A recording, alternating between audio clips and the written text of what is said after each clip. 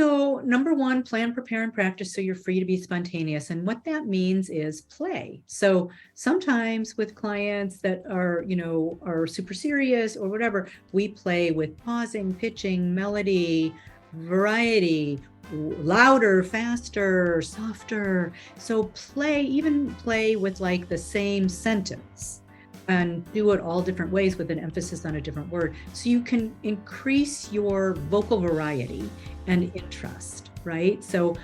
But start to really figure, when I say plan, prepare, and practice, so you can be free to be spontaneous, you want to start to hone in on what are your most important messages. What is it you want to convey? If you've got a 4-minute TV interview, you've got 2 of those minutes. What's most important to say? I'm Junaid Ahmed, host of Hacks and Hobbies podcast and a digital presence advisor at HumbleZone. This episode is brought to you by Home Studio Mastery. I launched a consultation and course program to help podcasters and course creators to create a space in their homes that'll reduce the friction of creating content and appearing their best when showing up on camera. The pandemic gave us a lot of issues, but this one is here to stay. We're now so much closer to our audience thanks to video becoming more popular and affordable. I help guide folks who want to create Hollywood-worthy studios to not only capture great content, but also build more confidence, more authority, and be more comfortable in front of the camera. If I can do it, you can too. And with my help, you can do it faster. So if you'd like to learn more, visit homestudiomastery.com and how you too can create a home studio that brings out your personality, professionalism, and possibilities. Thank you for tuning in to Hacks and Hobbies with your host, Junaid. We're visited by our amazing guests coming from all walks of life who want to learn their story, their struggles, and their journey on how they got to where they are today. So stick around.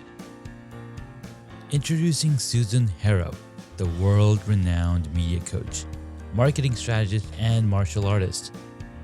For over 32 years, she's helped countless CEOs, entrepreneurs, and business innovators share their stories in the media, including major outlets like Oprah, 60 Minutes, and The Today Show. Susan is also the author of the best-selling book, Sell Yourself Without Selling Your Soul. Her course, The Zen of Fame, Your Genius Gone Viral, teaches individuals how to promote themselves with integrity and spirit. And did you know she's also a black belt in Aikido? Get ready for a fascinating conversation with Susan Harrow. Susan, thank you so much for coming on to the podcast. You're very welcome. I used to be a publicist and now I'm a media trainer. Yeah, and I moved into that just because I got, when I was a publicist, I used to book people on Larry King Live, Oprah, the New York Times, Wall Street Journal. And one of the things that I found sometimes and what people complained about is they would say PR isn't working. And I would say PR is working. I did the booking and it's what's the wild card? The wild card is you. And that's when I started media training my clients. So when they had a media appearance, it would have the impact that they wanted because they would get quoted how they wanted. They would get positioned how they wanted, the perspective. If you do it well, then if it's a written interview, then you'll get quoted how you want, right? Because the other thing is about that many people don't know is things can be put in different orders or the quotes can be combined together and you're like, wait a minute, I didn't say that. Yeah. Or it was out of context. So that's the way to prevent that kind of free flow between either the producer, the host, or the journalist and you, is to really have your condensed messages so they're so good as they are that they want to use them just like that. We have to keep this in. This is the funniest thing. Who is Sharon? I don't know. Oh, Sharon. Please keep Sharon this in. Please keep this in. We were talking about, we ran through. I hope you will keep the bloopers in. I'll keep the bloopers in just for you, Susan, because but you got to keep this blooper in No, too, I because know. just to show people what happens and then how to recover. Yes. Because you can laugh Yes. at yourself, go, this is really funny. We went through, 3 times, right? And now he called me Sharon. And if he did do that, I would just probably say, it's Susan, but Yeah, yeah, exactly. and So I might just let it go in that yeah, context because you don't want to draw attention to it, so exactly. which I'm And doing right now, but what's just for the you're drawing attention to audience. Yeah.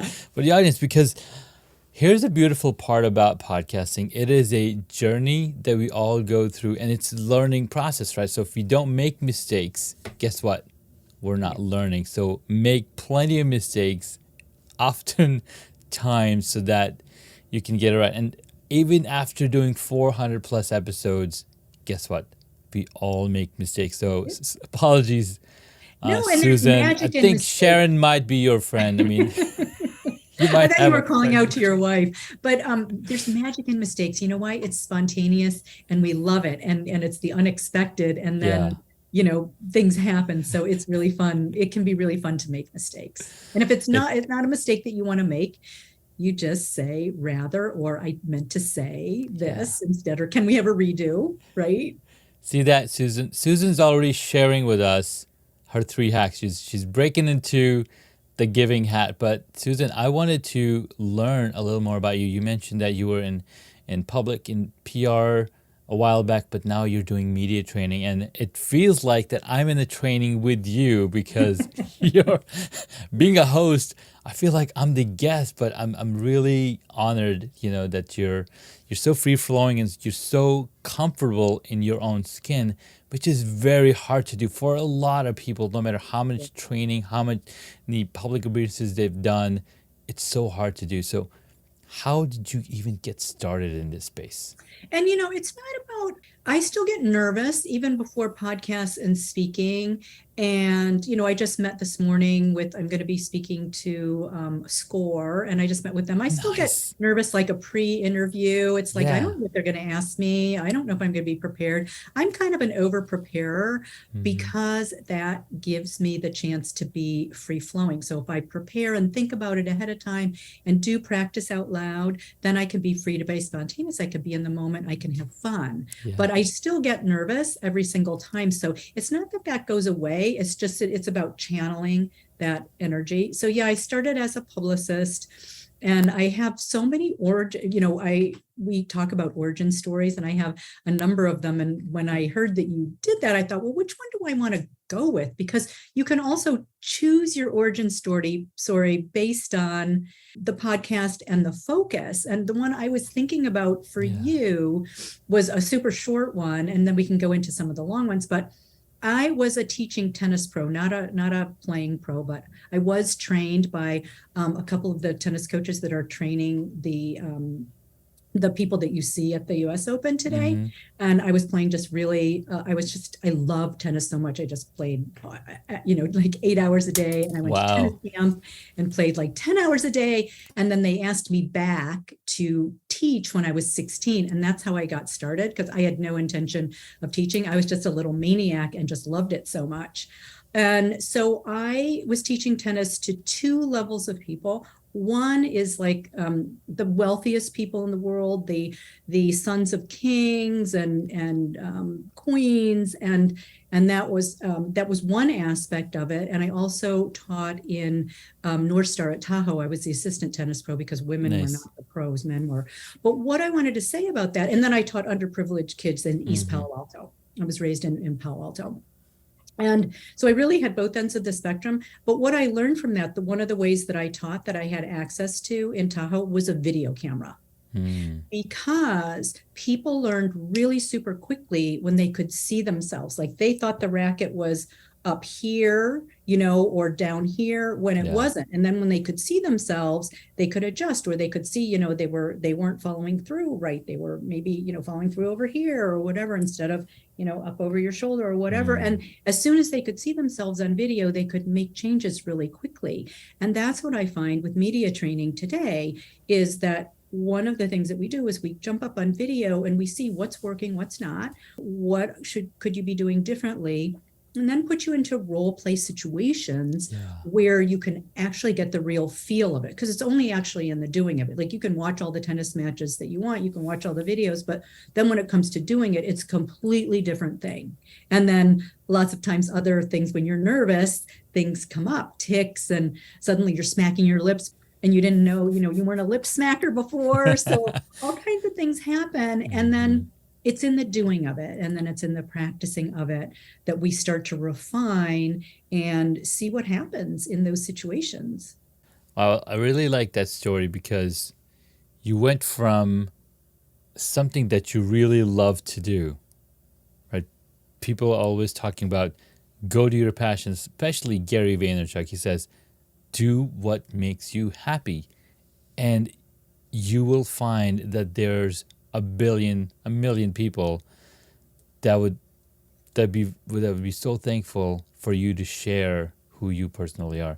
So I love that you were being yourself and playing Well, it's where the you're sport. led too. Like I really love Elizabeth Gilbert says, let your curiosity lead you versus your passion. Right. Because we can't all, sometimes when you turn your passion into a business, it's not so fun anymore. So Correct. it's really about it's really about the curiosity that keeps you leading. And I was asked to teach tennis. I had never thought about teaching tennis, but Correct. then I taught all through high school. I paid for part of my college, teaching tennis, and I got to be outdoors every day. I thought, God, this is such a great life, right? Hmm. As a teenager, I Yeah. get indoors working in a McDonald's. I could be outside, and I was making like $50 an hour, which was Yeah. an incredible amount of money for, a 16-year-old, right? Mm-hmm. Yeah. 100%. That's beautiful. And just taking that journey in, right, and growing through it, I think that's really beautiful. I'm trying to find that one point where it became not as much fun for you to do that. The So tennis thing. yeah. So when did you move from that to the It was really, it was publish? really kind of organic. Like people would ask me in Tahoe, like, are you going to do this the rest of your life? I'm thinking, no, no, I'm doing it. It was just there. And then, I was an English major, specialized in Shakespeare.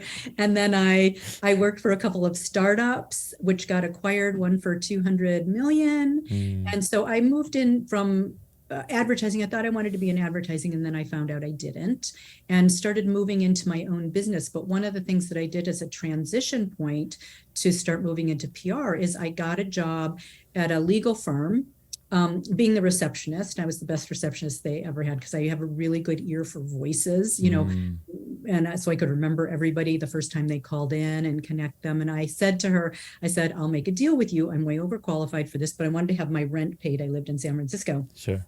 as I was starting my business. And I said to her, the deal is I will do this fantastic job, but I get to have my lunch hour. I can use your phones to make phone calls. And I get, if there's free time and there's slow time at the front desk, I get to work on my business. And so she agreed to that. So I built my business Yeah. as a receptionist at a law firm. And then I trailed this woman who I was taking writing classes. I've always been a writer. And I was taking writing classes at UC Berkeley. This woman was in my class, and she worked for the North Face and Bill Graham Presents, Mm-hmm. big, and Telluride Film Festival. And I just said, can I follow you around and see what you do? And she said, sure. And that's what I did. And then she was just like, jump on the phone and start booking. And I'm like, can I listen to you first? And she jumped on the phone. This was before the internet. Jumped Of on the course. phone. I listened Yeah. to her. Then I just got on the phone and started booking people on shows and magazines. And like I said, the Wall Street Journal, the New York Times. I just started doing it. And my very first client was Missy Park of Title IX Sports, which is now, I think she's the third largest retailer of women's athletic wear. It was just her and Wow. awareness at that time. Yeah. Mm-hmm. And I grew This my is business from there. this is so cool because you hear about these stories in the movies, right? But then actually meeting somebody who's actually done that, it's as a 1 in a million kind of chance. Maybe 1 in a billion. I'm not sure yet. Still figuring Well, it and out. then I just thought of another part to that. I also got a job while I was running my PR firm with Pacific Bell Directory, the Yellow Pages, right? Mm-hmm. And now they're AT&T, SBC. And I got a job having no experience in the HR department. And my job was they trained me on how to interview people and then to put people through role plays from customer service through C-suite. So I did over 3,000 of those. So I watched the facial language, body language, verbal language, and actually interacted in role play one-on-one with thousands and thousands of people while I was analyzing their behavior, writing it down, and had to decide whether I would recommend them for the job or not, and put people into those scenarios in such a way that you want to test their ultimate ability, meaning pushing them as hard as possible without tipping them over into crying, right? Because it's a very pressurized situation. There were some people where I pushed to the brink where I could see they were about to tear up, you back off. So it was that kind of calibration to give people the opportunity to express their very best by putting them in the hardest situations. I do the same thing right now in media training. We do worst case scenarios. We do every situation that you can be in, because then when you're in it, it's easy because you've been through it.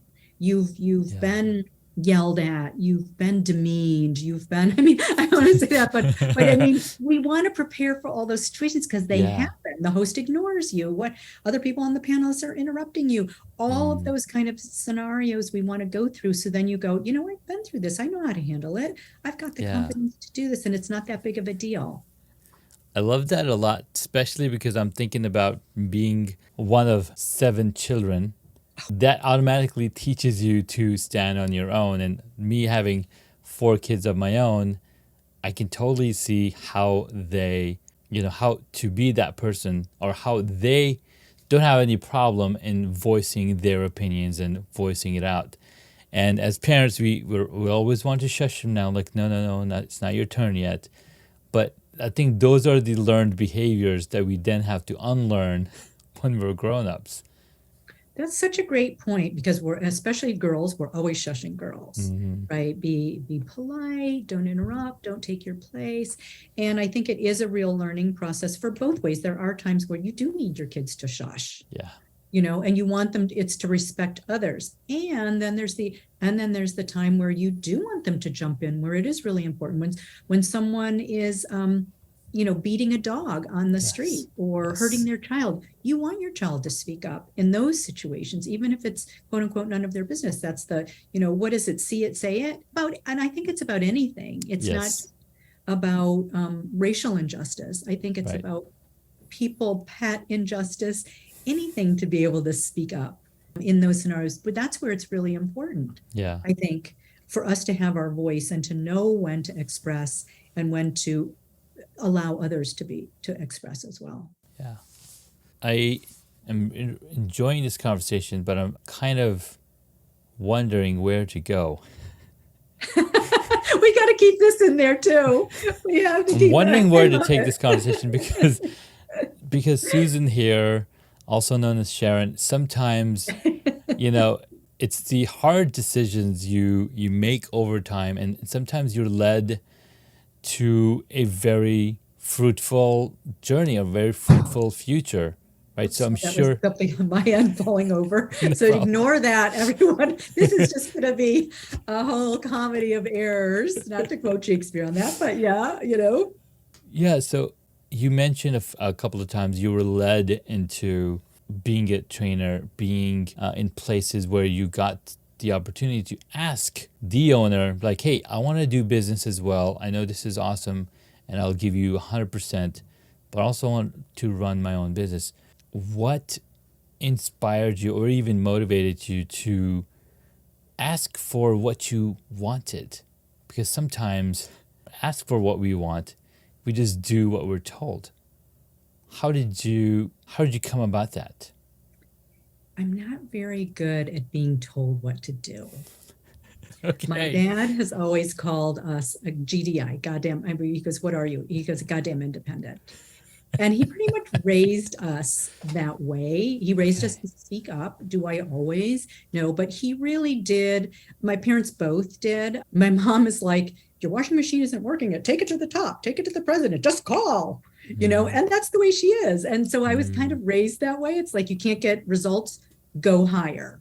So that hasn't been, I have lots of other issues. Sure. But that one isn't one of it. Like, because I was really raised like to speak out about injustice and also to speak up when I had something to say. That was more of a problem than it's like Susan's talking too much or Susan's too noisy in the classroom. That was more that way. So it was more about learning the boundaries about when not to talk Yeah. and when to be silent. Like we were on a trip to Africa, and that's a time to be silent and just watch the animals, not just ask lots of questions, just observe. So there's the times to observe, and then there's the times to speak out. So, but that's also a series of practice. Like when you were talking about, like we just went to see this great guy, Nate Bargatze. He's a comedian. He has 2 Netflix specials. We've watched them a bunch of times, and my son got to see him there. And it's like,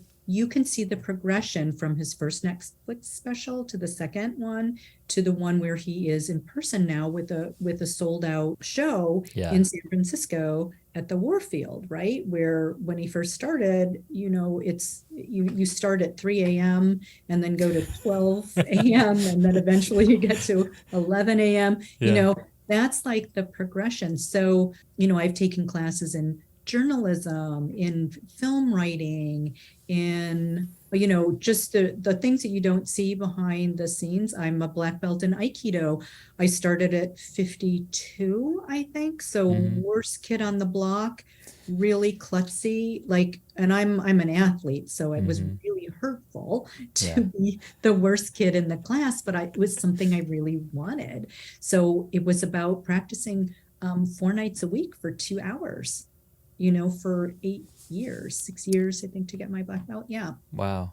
Yeah. So it's that kind of thing with your determination, I think, and practice. And I was just listening to Usher, on a masterclass he's giving, in that great app, the masterclass, just hearing how much he practices. And like with one guy, they were trying to create a song together. It just wasn't happening for like 6 months. Wow. We don't see that. We just see the hit song. But he was like, we wanted to work together, but it just wasn't happening. And we worked together for like 6 months to get this song. So that's the part that people don't see. It's the blood, sweat, and tears behind. And they really is all of it. It really is blood, sweat, and tears, and happiness too. But the blood and sweat is in there. I really like that. You gotta put in the reps. You gotta do the boring work to see the success, to see the hits, to see the amazing work that you put together, right? I really like that. For people, just for people who are doing podcasts, when you're starting, just accept every invitation. If invitations are coming, take them. Like I have a client now that I'm media training, and I'm going to talk to you about having her on your podcast because she would be so awesome. But part of that is really like super great SEO. Part of it is really great practice. And part of it is, when people see you and connect with you, it brings in, business, clients, customer sales, and also speaking engagements. If you do well, and sometimes it's edited, sometimes it's not, right? But it's really great practice to start just doing it and starting on the smaller ones first. When I was a publicist, what I would do is I wouldn't call Good Morning America right away. Right.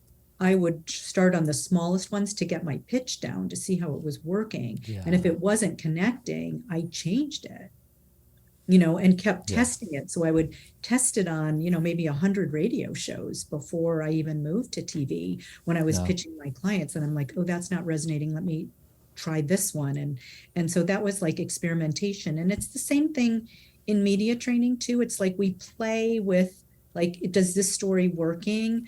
Can we shift it to make it more potent? Yeah. What's really landing? Yeah.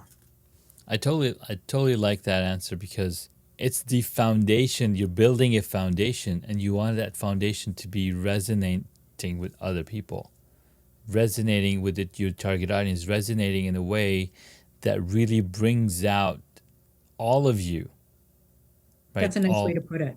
I love that.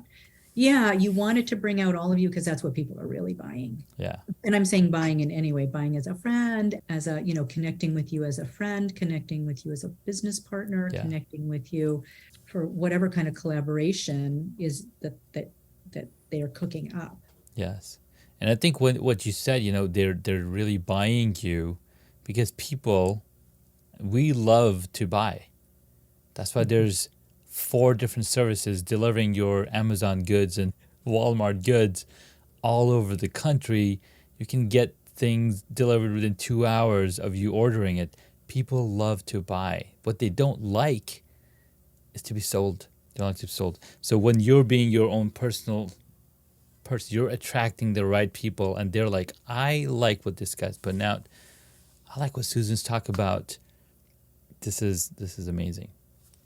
Yeah, and then you think, and I think people want to have a good time. I mean, I know I do with my own clients. If I don't think I'm going to have a good time with someone, then I don't take them on as a client, because it's our mutual time together, and I want to learn as much from them as they learn from me, and I want to enjoy being with them. 100%. And same even in my groups, I want to have people who are I'm starting a master class. I want to have people who get along together. Yeah. And in fact, one time when we've done this a number of times in the Zen of Fame, Your Genius Gone Viral course, we match people up with a soundbite buddy. Some people become best friends. Mm-hmm. And I don't know, it's sort of the magic of connecting the right people together. But I love that you can become best friends in this journey together toward publicity or anything.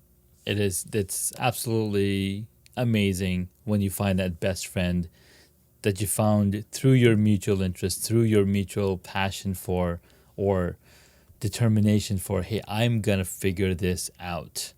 And then there's some term, there's go hell or high water. I don't even know where that comes from, but so funny terms, right? I know that we blurt these things out. Like, mm-hmm. Sometimes we don't even know where they're coming from. Like, yes. Go hell or high water. Like, what does that even mean? Like, does it come from rafting? Either you're going to drown or you're going to burn. Is that what it is? It's so funny. But I think speaking of language, I was just thinking about this morning about, because somebody said something that I disagreed with. And I really believe when I wrote Sell Yourself Without Selling Your Soul, I had no war, sports, sex, or sales jargon in it, because the way we speak is the way we shape our world. Amen. And so words are really important. And now when you put your words out in the world, they're out there forever. Yes. So they're doubly important. So really thinking about the impact that we have, if we're talking about being peaceful, but we're using war imagery, it's not in sync, right? So agreed. Really thinking about like how you're expressing yourself, and then what you're bringing, what is being offered to you through that kind of expression. And it's the medium of the expression. It's your tone, it's your expression, it's your facial language, body language, verbal language. All of that messaging together is what concretizes your message. So each one has to be in that alignment, or that it has to be consistent. And that goes through your words to your website. It goes through your media appearances, your podcasts. It goes throughout. We want to see the consistency of personality and person that we're getting to know. So that's how we trust you. I was just talking to a gal this morning. She's super, super brilliant. And she was saying, what I realized when I was pitching to VCs, because she's looking for her next round funding, is that they're buying 2 things, which is true. She said, they're buying that the idea is sound, right? And that they can trust me. That's it. And that's is your leadership. You can have the greatest idea in the world, but if you're not the vehicle to bring it forward, then you're not going to get the VC money. It's who you are. And I wouldn't even say like, I don't try to get people to trust me. It's that she was also talking about, you need to trust yourself. And when you do trust yourself, people resonate with that, because you're sure that you can accomplish what you're saying that you're going to do. And none of us are sure. When I say sure, I don't mean like nothing's going to happen along the way. Sure in the moment. Hey, I'm sure in the moment of what I'm talking about. Sure that you are devoted to doing the thing that you say you're doing. Correct. Okay. Yeah. Well, Susan, this has been really fun. I enjoyed our conversation, our mistakes, or my mistakes, rather. They were the funnest. I got to learn your origin story, where you got started, and I know you have a lot of origin stories, and people can learn more about you in your book, Selling Yourself Without Selling Your Soul. Did I get that right? Sell yourself without selling your soul. Right. Yeah. And you also shared some of the motivations that kept you going, your curiosity, your upbringing, the encouragement that your parents brought. I mean, those are so monumental because they Yeah. can make or break who you are. And the reason I do these podcasts and the reason I put so much time and energy into these conversations is because I want to show my kids what is possible in this world. And I tell them anything you want is up for grab if you're willing to do the work. If you're willing to practice for 8 hours a day on that tennis court, you can go anywhere you want. That's a beautiful message. I love that. I love you're teaching your kids that. I think it's so important to do that and to have fun, to do the things you're fun. I mean, I didn't do it. I did it. Of course, it was grueling a lot of times.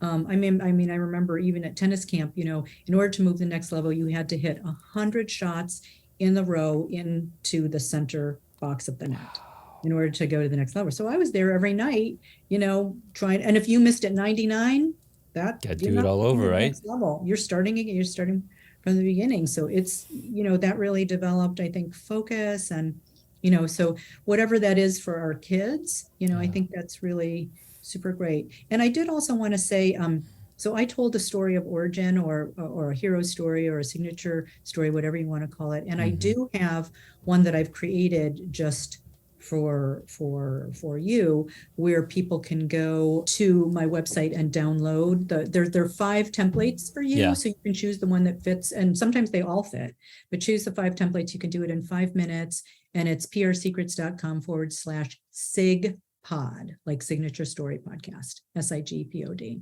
So prsecrets.com/SIGPOD. And then you can download the template to write your, because the first thing that anybody's going to ask is what Jeanette asked me is like, why do you do what you do? Tell me your story of origin. Every media interview, every podcast, everybody's going to ask it. Why'd you write your book? Why'd you start your business? Everybody's going to ask that question. So I created it for you. I love it. It's essential. Yeah. Thank you so much. Well, I'll be sure to include the links to it in the show notes. Let's take a quick break, and then when we get back, Susan's going to share with us 3 hacks to take away for your success. I love it. I'm Junaid Ahmed, host of Hacks and Hobbies podcast and a digital presence advisor at HumbleZone. This episode is brought to you by Home Studio Mastery. I launched a consultation and course program to help podcasters and course creators to create a space in their homes that'll reduce the friction of creating content and appearing their best when showing up on camera.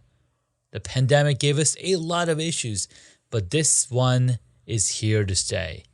We're now so much closer to our audience thanks to video becoming more popular and affordable. I help guide folks who want to create Hollywood-worthy studios to not only capture great content, but also build more confidence, more authority, and be more comfortable in front of the camera. If I can do it, you can too. And with my help, you can do it faster. So if you'd like to learn more, visit homestudiomastery.com and how you too can create a home studio that brings out your personality, professionalism, and possibilities. All right, we're back with Susan Harrow. This has been a very fun conversation. If you haven't been laughing listening to this episode as we are stumbling around recording this episode, you need to go back and listen to those bloopers because it's in the bloopers that we enjoy the most. That's why America's Funniest Home Videos. Oh, yeah, the bloopers. We love it was all about the bloopers. Come on now. Bloopers. Yeah. So Susan, share with us 3 hacks to take away that people can implement. Listeners here, that one guy driving to work can implement in his business. So number 1, plan, prepare, and practice so you're free to be spontaneous. And what that means is play. So sometimes with clients that are, you know, are super serious or whatever, we play with pausing, pitching, melody, variety, louder, faster, softer. So even play with like the same sentence Mm-hmm. and do it all different ways with an emphasis on a different word. So you can increase your vocal variety and interest, right? But start to really figure, when I say plan, prepare, and practice, so you can be free to be spontaneous, you want to start to hone in on what are your most important messages. What is it you want to convey? If you've got a 4-minute TV interview, you've got 2 of those minutes. What's most important to say to connect with your audience and to get out your mission, your message, whatever that is, and your call to action, what you want people to do. So number 2 would be really play actual role play, like do it in front of your computer. Like right now, I'm just looking at the dot, right? So practice looking at the dot, practice in the medium that you're going to be giving it. And like I was just media training a CEO client of mine who got 50 million in their Series C, and they are going to be on a stage with 1,000 people. So his PR person got the dimensions of the stage, right? He can't get onto that stage ahead of time, but we need to know how much he can move on the stage to prepare, how deep it is. And then we can talk about how do you manage the stage? How do you manage yourself on the audience? How are you going to block and set everything up to keep people's interest and using all the dimensions of everything? So really work in the venue that you're going to be in. So video is different than panels, is different than Zoom, is different than TV, is different than in person on stage, right? Yeah. Yeah. So practice in that situation. And then number 3, I would say, don't take yourself so seriously. So we all don't want to make mistakes so bad. Yeah. And learn how to transition from the mistakes, right? Mistakes are magic, but sometimes they don't feel that way, especially if we've said something that we wish we hadn't. So we want to be able to have humor about it, or make sure that we rephrase it in such a way, because we're in cancel culture today.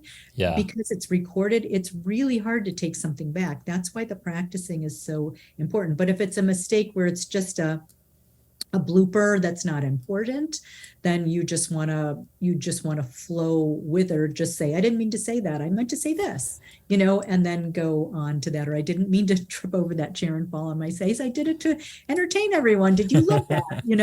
I hurt my knee, but it was all for the good, whatever that is, to start to really think about those different kinds of transitions, if it does happen, because it's pretty much inevitable. My brother, who's a musician in Europe, I mean, he's here now, but in the middle of his concert, the chandelier fell. Oh my God. Yeah, just missed him by an inch. The audience went crazy, and they kept playing. Yeah. Wow. Yeah. I think what you're mentioning here in the last one, by embracing the mistakes, is that it puts the audience at ease. Because when you're up on stage and you can make a mistake and still keep talking, you're like, okay, I don't have to put up my guard. I'm gonna listen. That's such a great point. And they follow your lead. Like if you're mortified, they're going to be mortified for you, and they're going to pity you. And we don't want them to pity us. We want them to have fun with us, to enjoy and to be uplifted, right? Even if it's something serious, you still want people to be engaged and connected, and that's how they connect. I love that. I love that so much. This is really a very powerful tip, and thank you so much for sharing, Susan. You're welcome. I'm really excited for this episode, because what you're gonna learn, I mean, how you're able to apply this is just magical. And with mistakes, you create magic, and with magic, you create connections, and people want to listen to you more. Thank you so much, Susan. You're welcome. All right, we're going to jump into the 6th question that I like to ask my guests. So are you ready, Susan? Eek! All right, first question. What is the one hobby that you wish you got into? Well, it's yours, which is beekeeping. We have this beautiful garden, and we have all these bees, and we have all these trees and plants that are specific to help the bee population. So maybe we can talk about that afterwards, because I'm not afraid of bees, and I'm fascinated by them, and I think that would be something that I would love to do. Nice. I love that. Next question. What did you want to be when you were a child? Happy. All right, you did it. I did do it. I feel joy is one of my core qualities that's important to me. I love it. Thank you so much. That is a very good quality for anybody, because not taking life so seriously, because we're not going to get out of it alive. So just relax. Sharon Salzberg asked, it was Sharon Salzberg, and I think Tara Brock refined the question, but the question is like, what do you need right in this moment to feel contented? Just right now. Sharon Salzberg said happy, but I really like the word, I think, contented. What do you need just right now? Like, what would make you contented in this moment? So guys, if you're driving, stop or, pull over and think about what you want in life right this moment. It might be a coffee, it might be a donut, whatever it is. I'm sure it's at reach. Thank you so much. That's a new word. I haven't heard of contented before, but that's really, really cool one. Next question. What is your favorite movie or TV show? Oh, so on your form, I put right now, my favorite TV show is Madam Secretary.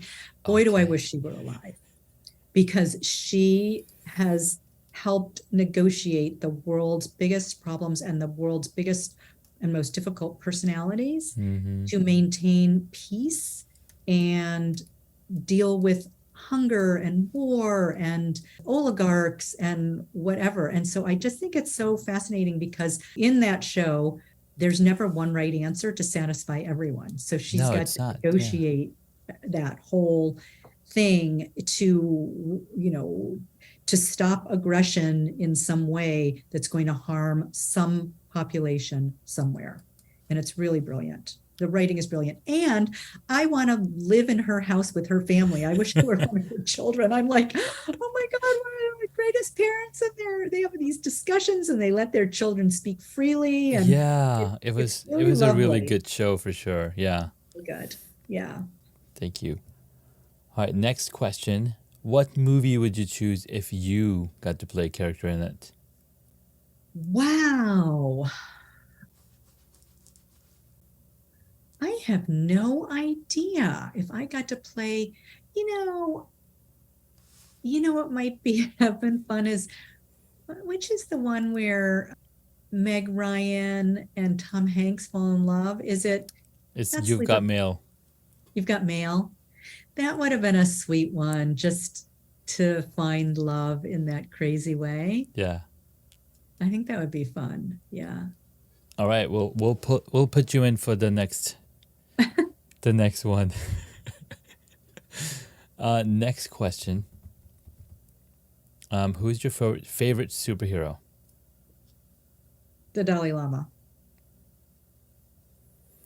He's a hero. He's a real hero. He's awesome. Awesome. Last question. If you were a board game, what would it be?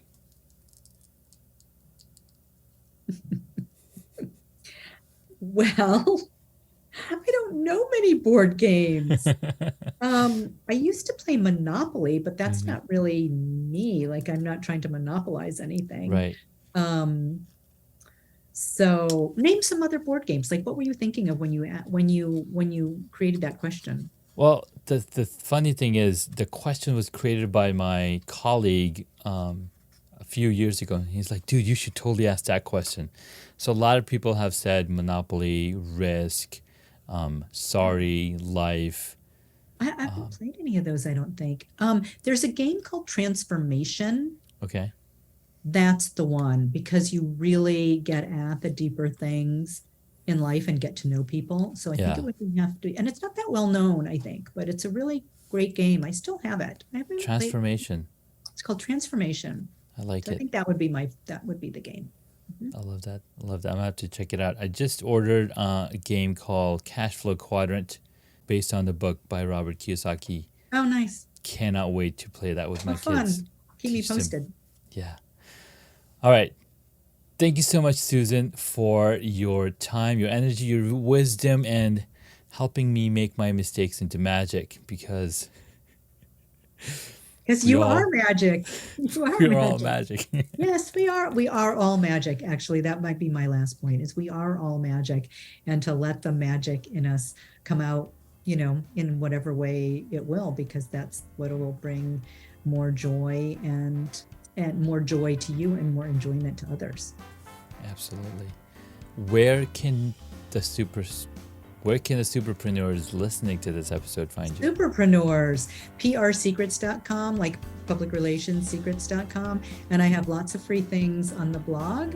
And so prsecrets.com/blog. And then the prsecrets.com/SIGPod for your signature story. SIGPod. Awesome. Well, thank you, Susan. We'll be sure to include all the links in the episode, and we'll catch you in the next episode. Okay. Bye, everybody. Bye, everyone. Thank you for listening to this Hacks and Hobbies episode. Junaid would love to hear from you, so please leave a rating or a review on Apple Podcasts. Visit hacksandhobbies.com to find additional information on the guest today, as well as the show notes.